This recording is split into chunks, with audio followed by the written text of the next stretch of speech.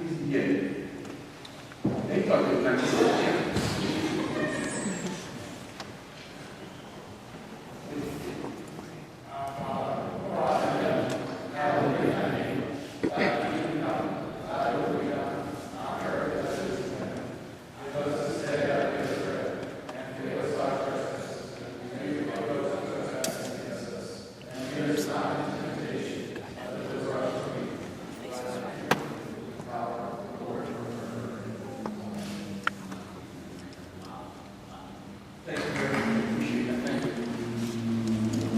Now, why would I ask this single act of brotherhood unity to be demonstrated by our religious leaders of Bristol? Why was this demonstration at this time of year so important? Well, one answer is found in President George Washington's response to the Hebrew congregation in Newport, Rhode Island. This is where he set the standard for all religious freedom and civil liberties within the United States. For I paraphrase this great man, for what he wrote was that the citizens of the United States of America have a right to applaud themselves for having given mankind examples of an enlarged and liberal policy, a policy worthy of imitation. For happily, the government of the United States gives to bigotry no sanction and to persecution no assistance. Washington goes on to state that the children of the stock of Abraham who dwell in this land continue to marry and enjoy the goodwill of the other inhabitants of our country, while everyone shall sit in safety under his own vine victory, and there shall be none to make him afraid. What a radical concept, the ability to choose, to practice, and to worship, and not be afraid of persecution. Now let me return to the demonstration witnessed here by our religious leaders today. For we cannot celebrate our independence without recognizing the sacrifices of the men and women who gave us our freedom. During World War II, a cruise ship was converted to a military service transport ship. Now this cruise ship was designed to carry only 314 passengers and 90 crew. As a military transport, however, it was able to carry slightly more than 900 military personnel and crew. Aboard this ship were 4 relatively new Army lieutenant chaplains. There was a Methodist, Reverend George Fox, a rabbi, Alexander D. Good, a Roman Catholic priest, John P. Washington, and a Reformed Church in America, Reverend Clark V. Pooley. All different backgrounds, all different personalities, and all different faiths. And the ship was the USA Transport, Dorchester. And these 4 chaplains are referred to as the Immortal Chaplains. In the early morning of February 3rd, 1943, at 12:55 a.m., the Dorchester was torpedoed by a German submarine in the North Atlantic.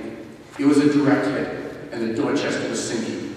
Now, as panic set in among those on the ship, the Immortal Chaplains calmed the men and organized an orderly evacuation of the ship and helped guide the wounded to safety. These Immortal Chaplains removed their own life jackets and gave them to others, so others may survive, as the supply of life jackets ran out. These 4 men of different faiths linked arms, said prayers, sang songs together as the ship went down. The survivors reported they could hear different languages mixed in the prayers: English, Hebrew, Jewish, and Latin.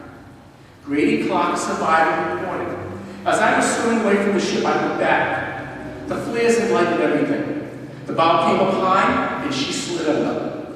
The last thing I saw, the 4 chaplains were up there praying for the safety of the men. They had done everything they could. They themselves did not have a chance without their life jackets." You know, only 230 of the 900 men were rescued. All the chaplains were awarded posthumously the Purple Heart and the Distinguished Service Cross. By an act of Congress, a special medal was authorized, the Chaplain's Medal for Heroism, and has the same weight as the Medal of Honor. It has never been awarded to any other chaplains. These 4 men of different faiths chose brotherhood.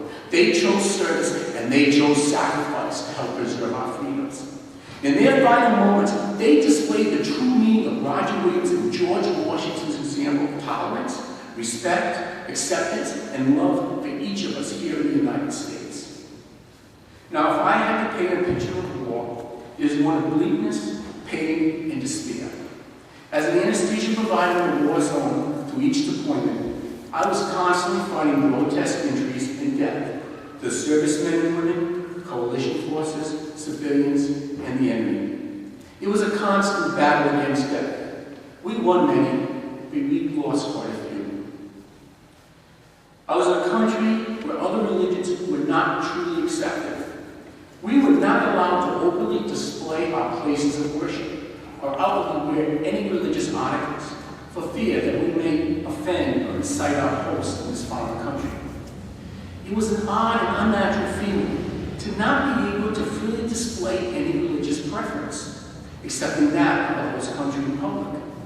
It was so foreign to what I was born and bred as a citizen of the United States of America and what we witnessed here today. But I was never without hope or a bright light.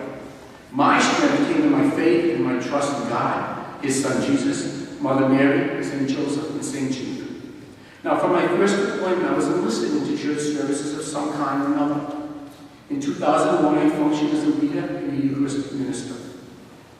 In 2003, for a few weeks before there was any real religious available, there was but a small band of us, of very religious, who gathered around a table in the corner of a bombed-out building. We would either place a crucifix or a rosary in the center of the table, and each of us would lead the others in prayer. Then, when we were finally able to have formal services, it was in a building where at one time the evenness of the pre-existing regime would plot their atrocities. When we would have services there, it was as if God had triumphed over evil. But in 2006, my greatest anxiety occurred. I had again taken classes for preparation to provide services in the event that there was no real religious available. The priest we had in Mosul was to be away for 3 weeks. He asked a couple of weeks earlier at services if anyone would step forward. I was hoping against hope that someone who was more worthy than I would volunteer, but no one volunteered. And I did not want us not to have services for the month, so I approached the priest just before his meeting. His comment was, I knew God would send someone. And I said, oh my God, what do I do? I didn't put my foot in my mouth, I put my whole leg in my mouth. So I said, okay, how can I do this in front of everyone? I'm not prepared, and I'm not worthy to lead this congregation of service members throughout the whole base who would attend.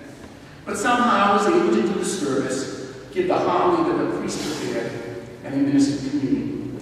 Truthfully, I was as frightened during the service as when we were under attack by the enemy.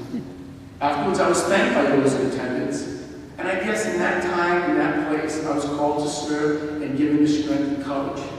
But I knew it wasn't from my will. I had help from the big guy from above.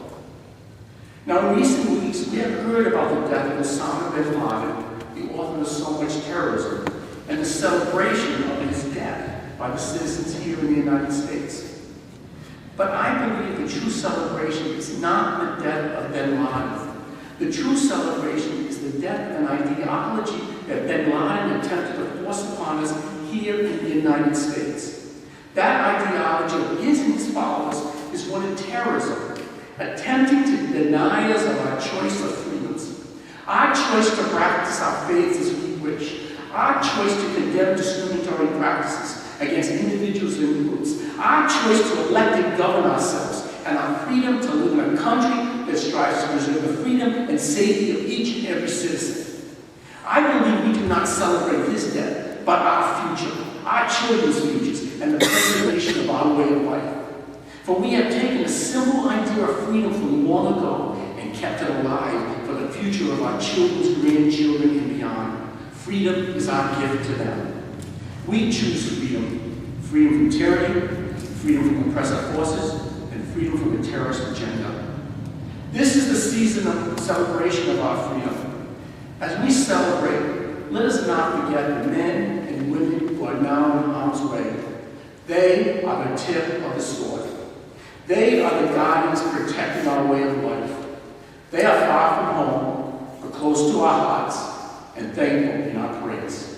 God bless them. God bless the United States of America. And thank you, Bristol, for celebrating our independence and freedoms in such a grand, marvelous, and joyous manner for over 200 years. thank you, Bristol, for remembering and welcoming home those who go on the battle. Happy 4th of July, y'all.